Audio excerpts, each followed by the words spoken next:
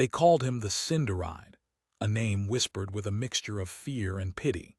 He saw things, not the fleeting glimpses of a future that might be, but the stark, unyielding certainty of what would come. And what he saw was always fire. He saw the way the dry summer grass would catch a spark from a traveler's careless campfire, the way the wind would carry the flames like a starving beast towards their village of Oakhaven. He saw the thatched roofs turning to black lace against a blood-orange sky, heard the screams that had not yet been uttered. And for this, he was an outcast. To them, his visions were not warnings, they were curses. They believed he did not just see the fire, but that he called it, that the embers of his gaze were the source of their misfortune. How do you convince a people whose minds are set in stone that you are not the storm, but the one who sees its coming? How do you stand firm in your own truth when the world around you calls you a lie? This is the precipice of doubt upon which so many of us stand, not with visions of fire perhaps, but with a vision for our own lives that others cannot see. A dream they call foolish, a path they deem impossible. You feel a burning potential within you, a quiet certainty about what you are capable of, but the world reflects back a distorted image of you. They label you, they doubt you, they cast you out to the fringes of their understanding, and in the chilling loneliness of that exile, you begin to doubt yourself. The fire of your own conviction begins to feel like the very thing that is destroying you. You are told you are too much, yet you feel you are not enough. You are told you are aiming too high, yet your soul feels it will suffocate if it stays low. This is the ultimate test of inner strength, not to fight the world, but to hold on to yourself when the world tries to tear you down. The journey from outcast to master of your own destiny is not paved with the validation of others, but with the stones of self-belief you lay down one by one, even as your hands tremble. It is a path walked through the smoke of uncertainty, guided only by the flame of a purpose that refuses to be extinguished. Today, we walk that path. We delve into the heart of that fire and learn not just to withstand the heat, but to command it. To rise from the ashes of who they thought you were, and become the architect of who you were always meant to be. Kalen learned early that the truth was a dangerous currency. As a child, he had spoken of his visions freely, with the innocent belief that to see was to help. He warned old man Hemlock that his prized mare would stumble at the river crossing, and when it did, the villagers said the boy had hexed the beast. He told Alara that her mother's lingering cough would worsen with the coming frost, and when she passed in her sleep, the whispers followed him like his own shadow, clinging to him with the damp chill of accusation. They did not see a boy trying to navigate a bewildering gift. They saw an omen, a harbinger of the sorrows they could not bear to face.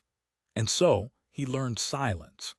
He learned to swallow the fire of his foresight, to let it burn his throat and churn in his gut rather than let it escape his lips. The visions, however, did not grant him the same courtesy. They came unbidden, violent and vivid, a torrent of sensory information that would buckle his knees and leave him gasping for air in a world that had already happened in his mind. He lived with his grandmother, a woman whose own spirit had been weathered by the village's superstitions. She did not fear his gift, but she feared for him.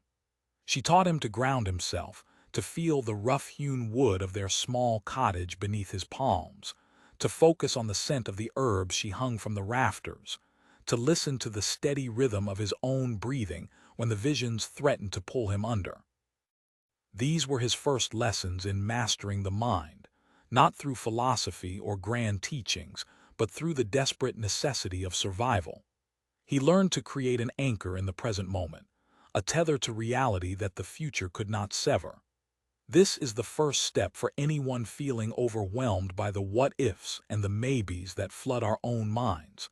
Before you can command your future, you must first command your present.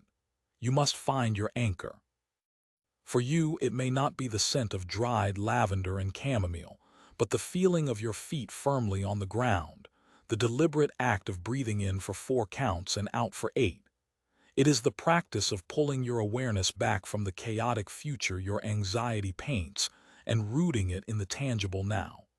This is not an act of ignorance, of pretending the future doesn't exist. It is an act of power. It is declaring that while the future may have plans, you are the one who decides where your focus resides in this exact moment. Kalen's greatest challenge, the vision that would forever define his path, came on the eve of the summer solstice. It was a day of celebration in Oakhaven, a day of feasting and dancing meant to honor the longest day of the year. But as Kalen watched the villagers weave ribbons around the solstice pole, a different kind of light filled his eyes. He saw fire, not a celebratory bonfire but a ravenous, consuming inferno.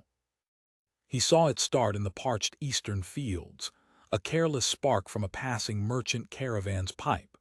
He saw the hot, dry winds, the very winds the villagers were celebrating for bringing such a fine summer, become the fire's greatest ally, whipping it into a frenzy. He saw the flames leap the shallow creek that was supposed to be their firebreak. He saw his own home, the one he shared with his grandmother, be among the first to be devoured. And he saw the panicked, desperate faces of the people who had ostracized him, their scorn turning to terror as the future he had foreseen became their present reality. The vision left him shaking, a cold sweat slicking his skin despite the summer heat. The silence he had cultivated for so long now felt like a betrayal. To stay silent was to watch them burn. To speak was to be blamed for the burning. He was trapped between their condemnation and their destruction. He sought out the village elder, a man named Boren, whose face was a roadmap of wrinkles etched by years of stubborn certainty. Kalen, his voice trembling but firm, recounted what he had seen. He didn't just speak of the fire, he gave details. The location of the spark, the direction of the wind, the speed of its approach. He offered a solution, a controlled burn on the far side of the creek, a wider fire break that would starve the coming inferno. Boren listened, his eyes narrowed, his expression unreadable. But the crowd that had gathered around them was not so stoic. Their murmurs were a venomous tide. He dreams of fire again. The cinder-eyed boy wishes us ill. He speaks of it because he wants it to happen. Their fear had already convicted him. It is a profound human tragedy that we often fear the messenger who brings uncomfortable truths more than the truth itself. We attack the person who points out the flaw in our plan, the weakness in our thinking, because it is easier than confronting the flaw itself. When you decide to speak your truth, to offer a vision that goes against the grain, you must be prepared for this resistance. It is not a sign that your vision is wrong. It is a sign that you are challenging the comfortable narrative. Their doubt is a reflection of their own fear of change, their own insecurity. The first flame you must walk through is not the one they light for you, but the fire of their disbelief.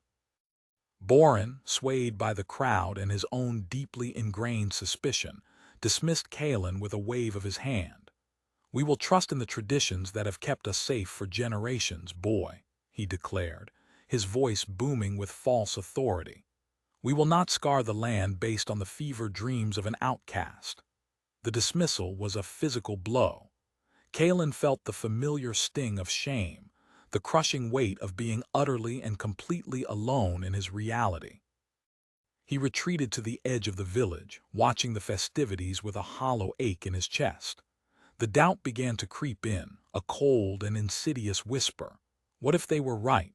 What if he was just a broken thing, his mind conjuring horrors? What if his gift was not a gift at all, but a madness? This is the second fire, and it is the most dangerous, the fire of self-doubt. It is the one we light ourselves, fueled by the rejection of others. It whispers that your vision is delusion, your ambition is arrogance, your strength is a facade. It seeks to burn away your self-worth until nothing remains but the ashes of conformity. To overcome this, you must become a master of your own internal dialogue. You must learn to separate the voice of your intuition from the voice of your fear.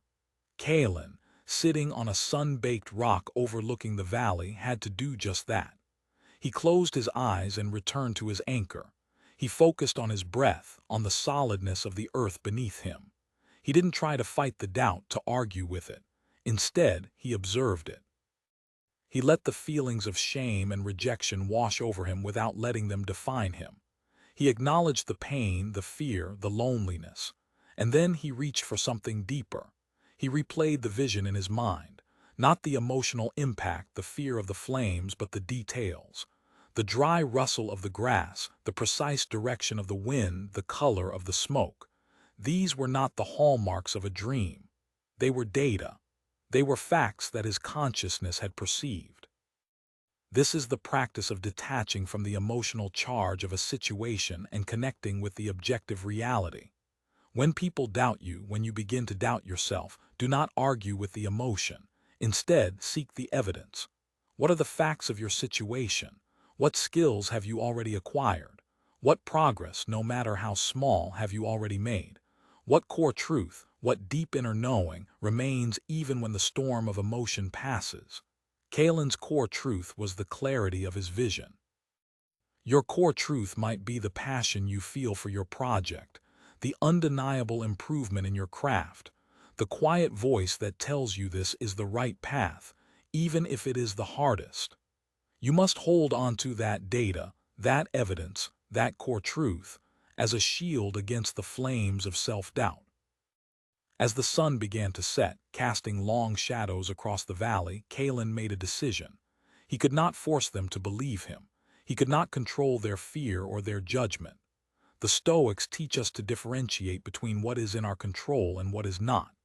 The opinions of others, the decisions of the village elder, the coming fire itself, these were outside of his control.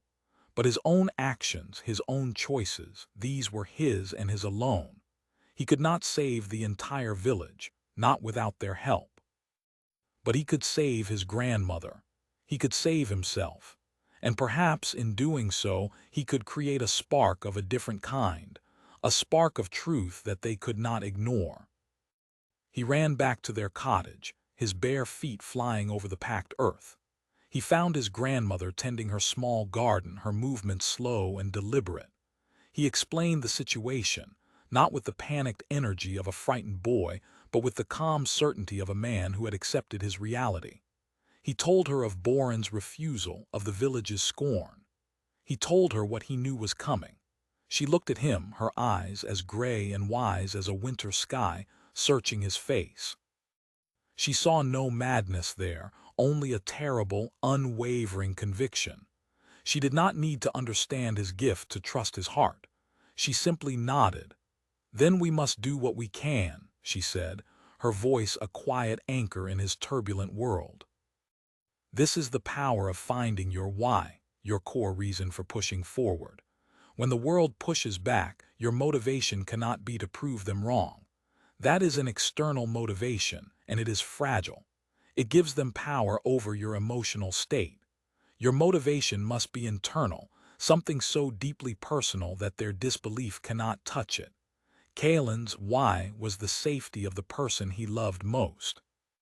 For you, it might be the desire to provide for your family, the need to express a creative vision that feels essential to your being, the commitment to a set of values that you will not compromise. When your why is strong enough, the how becomes secondary, and the opinions of others become irrelevant noise. Together, Kalen and his grandmother worked with a silent, focused intensity. They gathered their most precious belongings, a few cherished tools, a small chest of dried herbs, the worn leather-bound book of her own mother's remedies. They filled every bucket and clay pot with water from the well. They soaked old blankets and rugs, preparing to douse the walls of their small home. It was a futile gesture against the inferno he had seen, Kalen knew. But it was an act. It was a choice. It was a refusal to be a passive victim of fate. In the face of overwhelming odds, the most powerful statement you can make is to take action, no matter how small, to prepare, to build, to strive. It is a declaration that you are not defined by your circumstances, but by your response to them. It is in the doing, not the outcome, that your character is forged. As dusk settled, the first sign appeared, a faint, acrid smell on the wind. Then a low, orange glow began to stain the horizon to the east, almost indistinguishable from the setting sun, but Kalen knew the difference. The sunset was a gentle fading of the light. This was a hungry, growing thing. The sounds of the solstice celebration faltered. A nervous murmur rippled through the village as others began to notice the ominous bloom in the sky. Heads turned, first in curiosity, then in dawning horror. The wind, which had been a gentle companion all day, began to pick up, carrying with it not the scent of wildflowers and dust, but the unmistakable stench of burning. Panic erupted. The carefully constructed denial of the villagers shattered in an instant. The laughter and music were replaced by shouts of fear and cries of disbelief. They had been so certain in their judgment, so secure in their traditions. And now the reality that their outcast had tried to warn them about was upon them, a roaring, unstoppable truth. They ran in every direction, a chaotic swarm of fear. Some tried to gather their belongings, others simply ran for the river, their faces pale with terror. Boren, the elder, stood frozen, his face a mask of stunned regret. The authority he had projected so confidently had crumbled to dust, revealing the frightened man beneath. Kalen felt no vindication, no "I told you so." He only felt a profound sadness. This was the cost of willful ignorance, the price of fear. But there was no time for sorrow. The fire was moving faster than even he had anticipated. He and his grandmother executed their plan. They doused the walls of their cottage, the water hissing as it hit the hot, dry wood. They knew it wouldn't save the structure, but it might buy them time. Their cottage was at the eastern edge of the village, the first in the fire's path. As the front wall of the inferno crested the nearby hill, a solid wall of roaring flame and black smoke, Kalen saw his vision made real. It was more terrifying than his mind could have ever truly prepared him for. The heat was a physical blow, the sound a deafening, soul-shaking roar. He grabbed his grandmother's hand. "Now," he said, his voice tight. They ran, not towards the chaos of the village center, but away from it, towards a small, rocky outcrop to the north that his vision had shown would be spared, the wind blowing the flames away from it. As they ran, a burning ember carried on the wind like a malevolent seed landed on the roof of their cottage. The damp thatch sizzled for a moment, and then with a whoosh it ignited. Kalen didn't look back. There was nothing to be gained by watching the past burn. He had to focus on the path ahead, on the next step, on the hand he held tight in his own. This is a critical lesson in any journey of transformation. There will be losses. You will have to let go of old identities, old relationships, old comforts. Clinging to what is being consumed by the fires of change will only get you burned. You must have the courage to turn your back on what is lost and focus with singular intensity on where you are going. Mourn the loss, yes, but do not let it paralyze you. Your future is not in the ashes behind you. It is in the next step you take. From the relative safety of the rocks, they watched the tragedy unfold. The fire swept through Oakhaven with a terrifying speed and efficiency.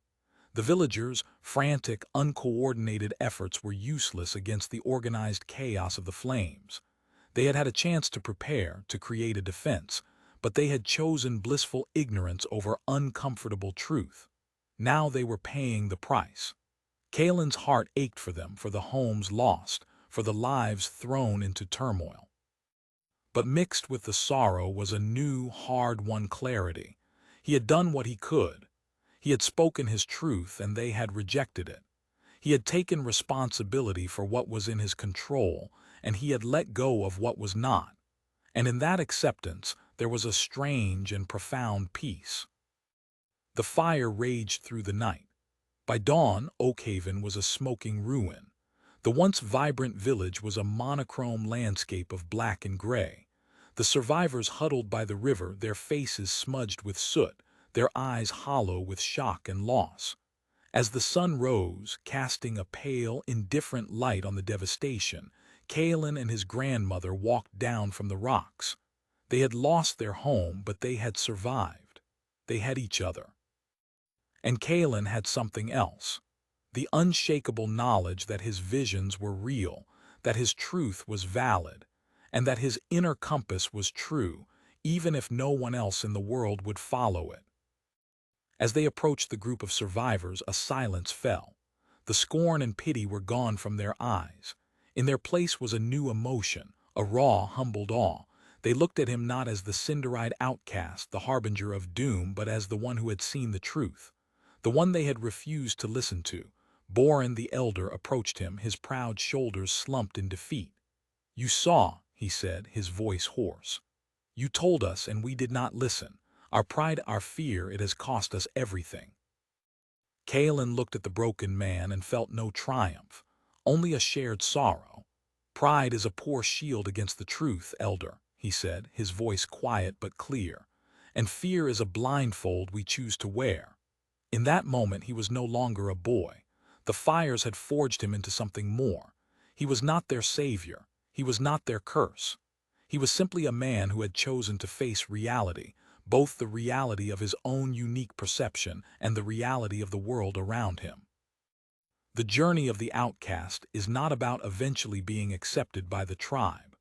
It is about reaching a point where their acceptance is no longer necessary for your own sense of worth. It is about building an inner fortress of self-trust and resilience so strong that the storms of external opinion can batter against it, but never breach the walls. Kalen's rise was not born of the fire that destroyed his village, but of the internal fires he had learned to walk through, the fire of their disbelief and the more treacherous fire of his own self-doubt. The aftermath of the fire was a new kind of test. The physical destruction was immense, but the psychological landscape was even more altered. The villagers, stripped of their homes and their pride, were now adrift. Their old certainties had been burned away, leaving them raw and uncertain. And in this vacuum of leadership and belief, they turned to the one person who had been certain, the one who had been right. They turned to Kalen. It was a strange and unsettling reversal. The whispers that had once been filled with accusation were now filled with a desperate hope. "What do we do now, Kalen? What do you see for us?" They were ready to abdicate their own responsibility, to make him their oracle, to replace their old blind faith with a new one. This is a subtle trap on the path to self-mastery. When you begin to succeed, when your vision starts to manifest, people will be drawn to you. They will want your secret, your formula, your guidance. It can be intoxicating. The ego craves this validation, this elevation. But to become a leader of others, you must first be a master of yourself, and that means resisting the urge to simply give them answers. It means teaching them to find their own. Kalen felt the weight of their expectation like a physical cloak. It would have been so easy to embrace this new role, to become the seer they wanted him to be, to wield the power they were so willing to give him. But he recognized it as another kind of fire, a fire of ego that could be just as destructive as the one that had leveled their homes. He gathered them, the soot-stained and weary survivors, in the shadow of the one large oak tree that had miraculously survived the blaze at the center of the village. He did not stand above them on a rock. He sat with them on the scorched earth. "You ask me what I see," he began, his voice carrying in the quiet morning air. "I see a people who have lost their homes. I see sorrow and I see hardship. But that is not all I see. I see hands that can rebuild. I see hearts that can endure. I see a chance to build something stronger than what was lost, because this time we will build it on a foundation of truth, not tradition." He looked from face to face. "Your future is not in my eyes. It is in your hands. I did not call the fire, nor did I stop it. I only saw its coming. The power to act, to prepare, to rebuild, that belongs to all of us. It always has.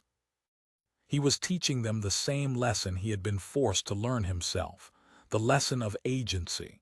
He was turning their focus away from his magical ability and towards their own innate power. This is the mark of a true leader, a true catalyst for change. They do not create followers, they create other leaders.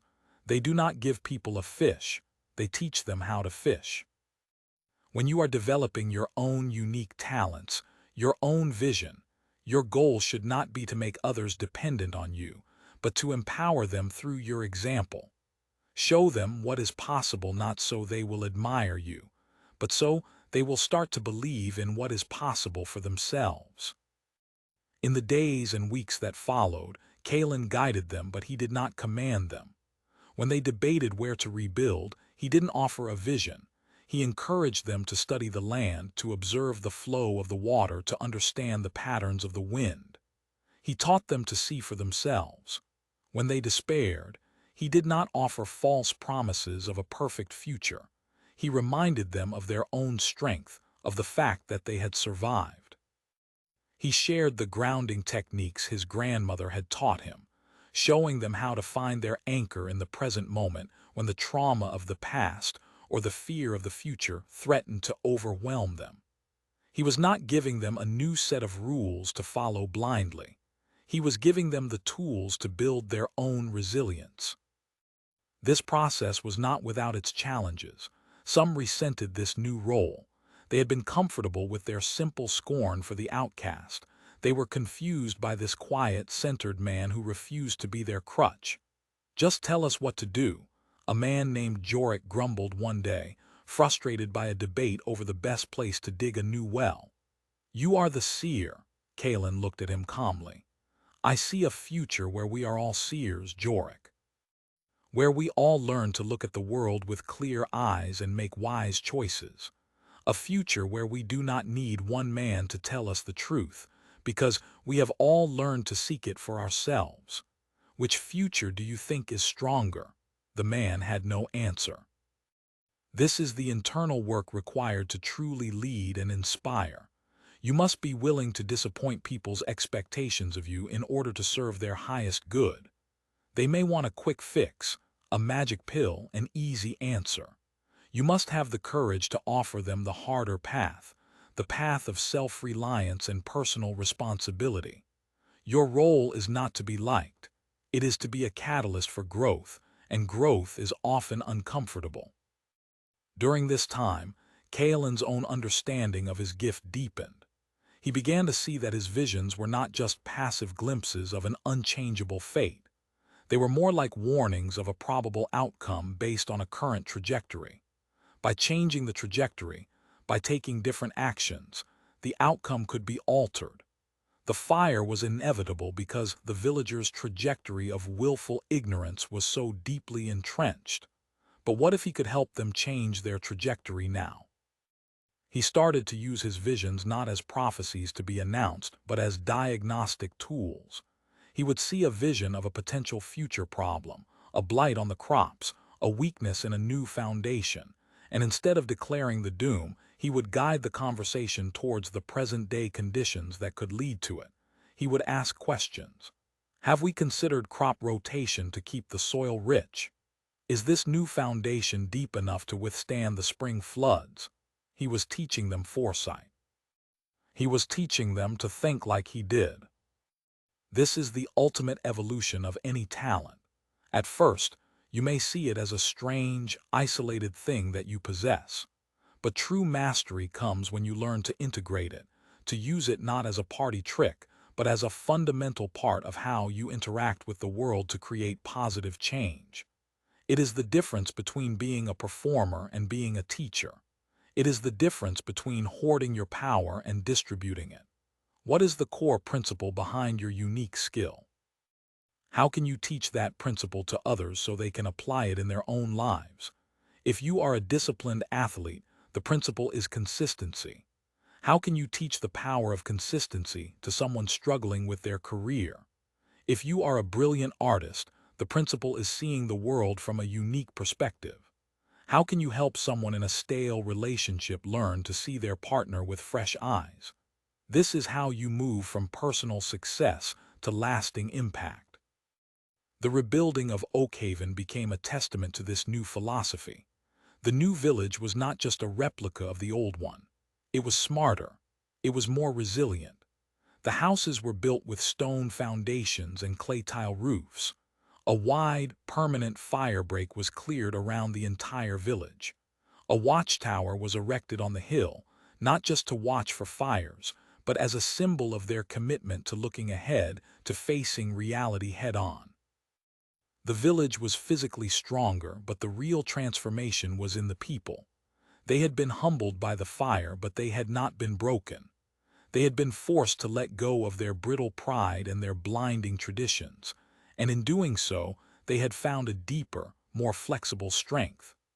They had learned to trust themselves and each other, not out of blind faith, but out of a shared, earned respect. Kalen never held a formal title. He was not the new elder or chief. He was simply Kalen, but his role was undeniable. He was their compass, not the one who told them which way to go, but the one who, by his own example, reminded them how to find north for themselves. His outcast status had given him a unique perspective. He had been forced to develop an internal strength that those within the comfortable confines of the group had never needed to cultivate. His doubt had forced him to seek a deeper, more evidence-based truth. The fire had burned away everything that was not essential, leaving behind a core of unwavering self-knowledge. He had risen, not by conforming to their world, but by creating a new one based on his own hard-won wisdom. One evening, a young girl named Lyra, who had been born in the temporary camp after the fire, came to him as he sat on the rocks overlooking the new village. She had heard the stories of the cinder-eyed boy, but she had only known the calm, steady man who taught her how to read the clouds for signs of rain. "Kalen," she asked, her voice small, "is it true? Can you really see the future?" Kalen looked at the new Oakhaven, at the warm lights glowing in the windows of the sturdy new homes. He looked at the watchtower, a dark sentinel against the twilight sky. He thought of the fire, the fear, and the long journey from doubt to certainty. He smiled, a genuine, peaceful smile. "I can see possibilities, Lyra," he said. "But the future is something we all build together. This is the final destination of the journey beyond fire and doubt. It is the realization that your unique vision, your personal strength, is not meant to isolate you, but to connect you to others in a more meaningful way. It is about understanding that true power is not the ability to see what is coming, but the wisdom to help shape it for the better, alongside your fellow travelers. The goal is not to be the lone hero who saves the day, but to be the catalyst who helps a whole community discover the hero within themselves."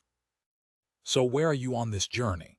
Are you still in the wilderness of being misunderstood, your vision clear to you but invisible to others?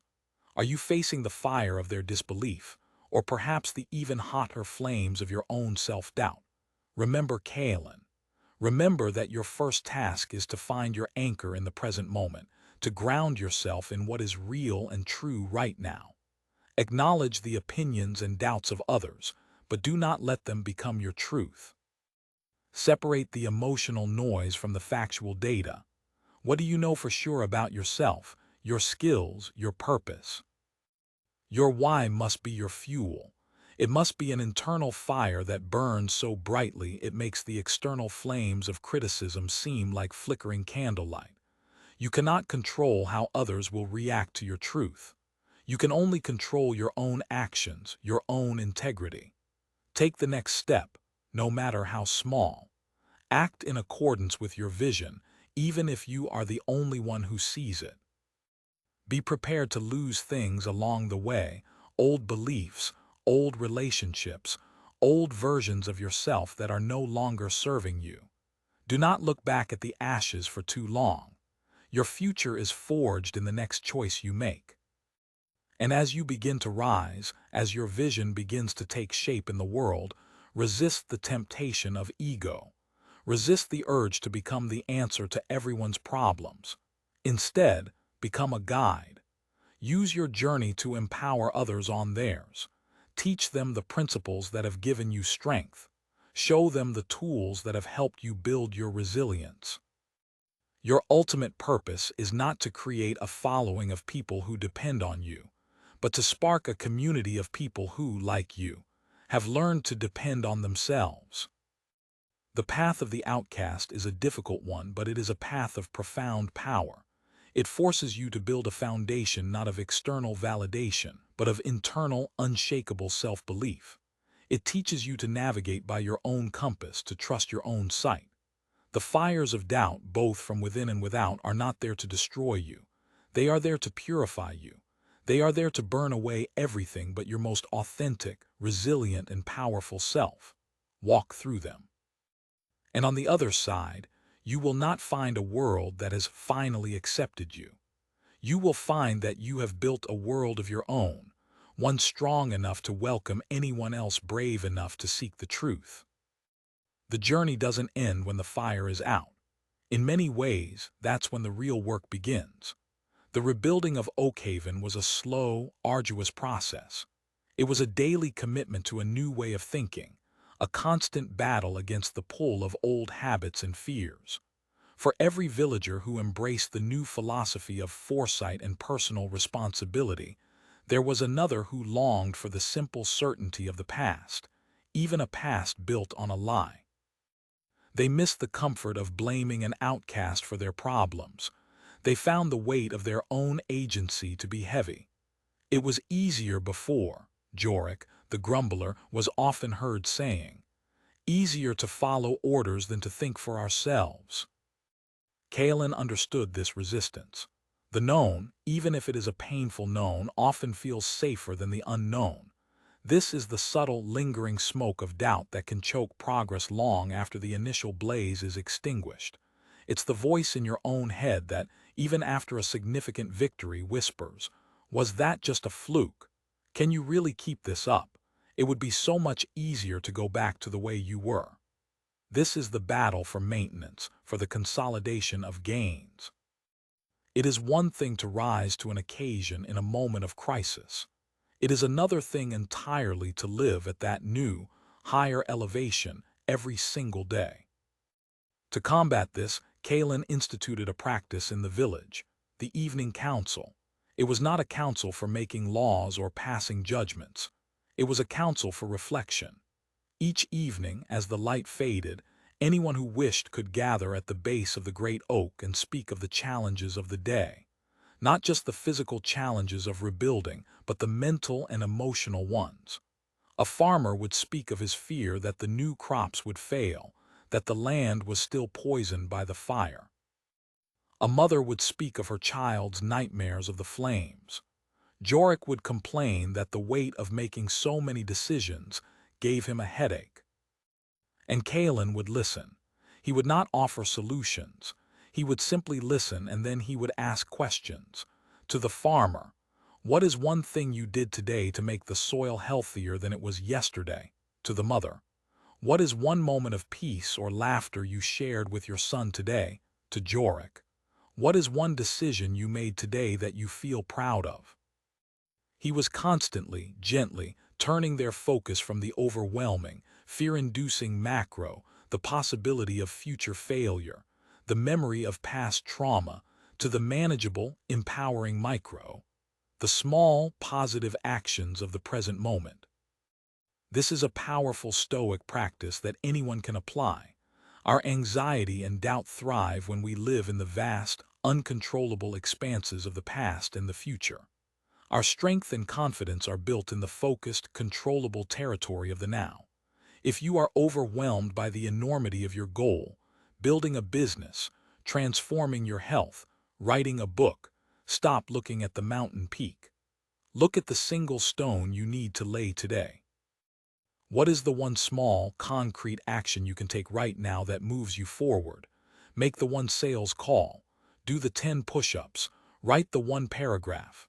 The victory is not in finishing the mountain. The victory is in laying the stone. and then laying another. This is how you conquer the lingering smoke of doubt. You do not wait for the feeling of confidence to act. You act, and in the acting, you build the confidence. Kalen also understood the power of shared narratives. He encouraged the villagers to tell the story of the fire, but to tell it in a new way. Not as a story of victimhood and loss, but as a story of transformation. He had them create a mural on the wall of the new community hall. It depicted the fire not as a monster, but as a harsh, powerful teacher. It showed the old Oakhaven, with its flimsy huts and its people turning their backs on a boy with fire in his eyes. And then it showed the new Oakhaven, the strong houses, the watchtower and the people working together, their eyes open and looking forward. It transformed their greatest trauma into their founding myth, a source of shared identity and strength. You must do the same with your own past failures and rejections. Stop telling the story of the time I failed, or the time they wronged me. Start telling the story of the time I learned. How did that failed business teach you about cash flow? How did that painful rejection teach you about emotional resilience? You cannot change the events of the past, but you can change the meaning you assign to them. You can reframe yourself from a victim of your history into a student of it. This is not about toxic positivity or pretending the pain didn't exist. It is about choosing to extract the wisdom from the wound. It is an act of profound personal power to decide that your scars will be a map that guides you forward, not a cage that holds you back. As the years passed, Oakhaven became a place of quiet renown. Traders and travelers spoke of the village that was reborn from ashes, of the strange, wise people who seemed to see the world with clearer eyes than most. They were drawn by curiosity, and they left with a sense of wonder. They saw a community that did not rely on a single charismatic leader, but on the collective wisdom and resilience of its people. They saw that Kalen's greatest achievement was not in saving the village, but in teaching the village how to save itself, over and over again. Kalen himself grew into a man whose presence was a source of deep calm. The visions still came, but they were no longer a torment. He had integrated them. He treated them as he would treat the information from his other senses, his sight, his hearing. They were simply another stream of data to be observed, considered, and acted upon with wisdom and discernment. He had mastered the tool, and in doing so had mastered himself. He had finally achieved a state that the great Stoic thinkers spoke of, apatheia. Not apathy in the sense of not caring, but a state of being undisturbed by the passions, of maintaining inner peace regardless of external circumstances. He felt sorrow for others' pain, joy in their successes, but his own core being was no longer thrown into turmoil by the visions or by the opinions of others. One day a young man arrived in Oakhaven. He was intense, his eyes burning with a familiar fire. He sought out Kalen. "I am like you," the young man, whose name was Reese, said, his voice a torrent of pent-up frustration. "I see things that are coming. I tried to warn my own village of a coming flood and they cast me out. They called me a madman. I heard stories of this place, of you. Teach me how to make them listen. Teach me how to make them believe." Kalen looked at this younger version of himself, at the raw pain of his rejection, at his desperate need for external validation. He saw the path that lay before Reese, the fires of doubt he would have to walk through. He did not give him a lecture or a set of instructions. He simply asked him a question. "Why do they need to believe?" he asked gently. Reese was taken aback. "So they can be saved, of course, so I can stop the flood." "Can you stop the rain from falling?" Kalen asked. "Can you stop the river from rising? Or can you only warn them that it is coming and then build your own house on higher ground?" He let the question hang in the air. "You have come here asking me to teach you how to change their minds," Kalen continued. "But that is the wrong lesson. The journey you are on is not about changing them. It is about changing yourself. It is about building an inner certainty so solid that their disbelief becomes like the wind against a mountain. It may howl, it may rage, but it cannot move you. You seek their validation, but the power you need will only come when you no longer require it. He spent the next few months with Reese, but he did not teach him about visions. He taught him about grounding. He taught him about separating what he could control from what he could not. He taught him about finding his internal why. He taught him to observe his own thoughts and feelings without being consumed by them. He was not giving Reese a map. He was giving him a compass and teaching him how to read it. The true transformation, the real rise beyond the fire and the doubt, is an inside job. Your journey is the same. You may be seeking the secret to get others to believe in you, to fund your vision, to approve of your path. But that is an external quest, and it will always leave you at the mercy of others. The real quest is internal. It is the work of building that unshakable mountain of self-trust, of self-knowledge, of self-mastery. It is the daily practice of laying the stones of empowering actions, of reframing your narrative from victimhood to learning, of finding your anchor in the present moment. When you do this work, something remarkable happens. You stop trying to force the world to see your vision, and instead, you simply start living it. You embody it, and the world in its own time will have no choice but to take notice. Not because you convinced them, but because you became the living proof. You are the outcast seer of your own life. You have a vision for what is possible that others, trapped in their own traditions and fears, cannot yet comprehend. Do not let their disbelief extinguish your fire. Let it temper you, let it forge you. Walk through the flames of their doubt and your own. On the other side is not their acceptance, but your own liberation. The power was never in making them see. It was always in learning to trust your own sight, even and especially when you are the only one who can see what's coming. That is the rise of the seer. That is the path you are on now. Embrace it. We have walked with Kalen through the crucible, from the whispers of Cinderide to the quiet respect of a community reborn. We've seen him navigate the treacherous currents of external judgment and the even more dangerous undertows of internal doubt. His story is a blueprint, a chronicle of the mental and spiritual alchemy required to turn the lead of rejection into the gold of self-sovereignty. It is a testament to the idea that the most profound transformations are not born of applause, but of the silent, solitary commitment to one's own truth in the face of overwhelming disbelief. Now the narrative shifts. It moves from Kalen's village of Oakhaven to the landscape of your own life. The principles he used to master his visions and rebuild his world are not ancient secrets locked away in a fictional tale. They are practical, powerful tools available to you right now, waiting to be picked up and used. Look at the fires you are facing. Is it the fire of a career change that your family thinks is reckless? The fire of a creative project that your friends dismiss as a hobby? The fire of a personal standard you've set for yourself that the world calls too intense or unrealistic? These are your Oakhaven fires. And the question is not whether you can avoid the heat, but how you will choose to walk through it. The first step, Kalen's first lesson from his grandmother, is to find your anchor.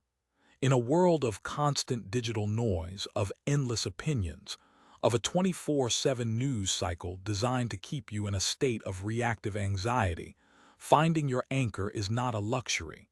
It is a necessity for survival. What is your anchor? Is it 5 minutes of silent meditation in the morning before you check your phone? Is it a walk in nature where you focus only on the physical sensations of the wind on your skin and the ground beneath your feet? Is it the practice of journaling, of untangling the chaotic thoughts in your head and putting them onto paper so you can observe them with detachment? You must consciously and deliberately carve out moments in your day to return to the present, to the now. This is where your power lies. The future is a concept. The past is a memory. The present moment is the only place where action is possible. Master the moment, and you begin to master your life. Next, you must differentiate, as the Stoics did, between what is in your control and what is not. This single practice can eliminate the vast majority of your anxiety and frustration. The opinions of others, not in your control. The final outcome of your project, not entirely in your control, as it depends on countless external variables. The economy, the weather, the algorithm, not in your control. So what is in your control? Your effort, your attitude, your integrity.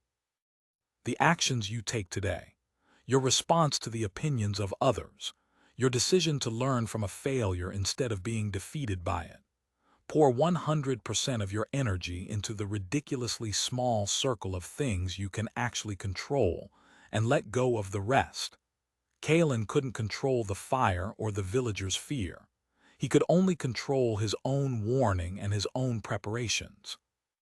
Focus on your preparations, on your actions, and you will develop a sense of agency that is unshakable, regardless of the outcome.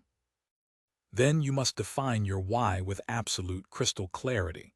Your why is the internal furnace that will keep you going when the external world turns cold. As we saw with Kalen, a why based on proving others wrong is fragile. A why based on something you love, something you believe in, something you are committed to protecting or creating, that is a source of infinite energy. Is your why to provide a better life for your children? To create art that makes people feel less alone? To build a business that solves a real problem in the world? To become a person of unwavering discipline and integrity for your own self-respect? Write it down. Look at it every single day. When the doubt creeps in, when the rejection stings, when you feel like giving up, you must reconnect with that core purpose. It is the compass that will always point you true north, even in the thickest fog. You must also become the master of your own narrative. Like Kalen taught his villagers, you have to stop telling the story of your life as a series of unfortunate events and start telling it as a hero's journey, a chronicle of learning and growth. That person who betrayed you, they were a teacher who taught you the importance of discernment.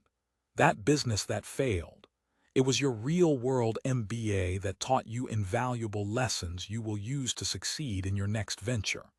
That period of depression and anxiety, it was the crucible that forced you to develop the mental strength and emotional resilience that now make you unbreakable.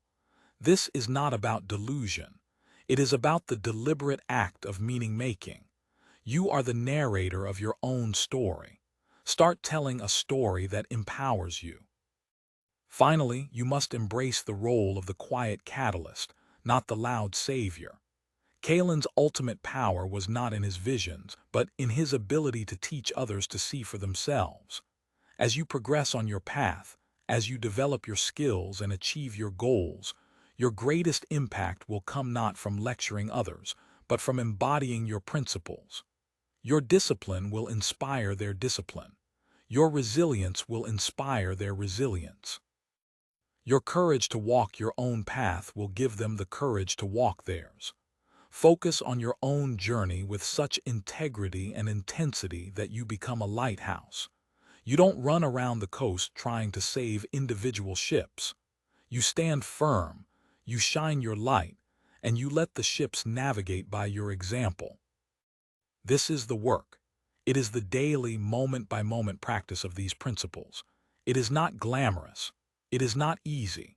It is the silent, unseen work of building your inner fortress, stone by single stone. But it is the only work that matters. The world will always have its doubters, its critics, its borans who are too invested in the old ways to see a new truth. You will have your own inner Joric, the voice of complaint and resistance that longs for the easy path. Your job is not to silence them, but to make their voices irrelevant in the face of your own quiet, consistent action. The story of the Outcast Seer is not just a story. It is an invitation to see your own life through a new lens, to see your struggles not as curses but as a curriculum, to see your unique perspective not as a burden but as a gift, to see the fires of doubt not as something to be feared, but as the very forge in which your greatest strength will be created. We are all on a journey, a quest through the wilderness of our own potential. Here, on MidQuest Chronicles, we are a community of fellow travelers. We are here to share the stories, the strategies, the mindset shifts that help us navigate that path. If Kaelin's journey resonated with you, if it sparked a flicker of recognition in your own soul, then you are in the right place. Let us know in the comments below. What is the biggest fire of doubt you are facing right now? By sharing it, you not only give voice to your own struggle, but you may find that you are not as alone as you think. Your story could be the spark that helps someone else find their way through the smoke. And as you go forward from this moment, carry this one thought with you. The goal is not to wait for the world to give you a title, to call you a leader, a visionary, a success. The goal is to live with such integrity and purpose that you become those things long before anyone else recognizes it. The rise from outcast to master is not an external event. It is an internal awakening. The fire is not your enemy. It is your opportunity. Walk into it and be transformed.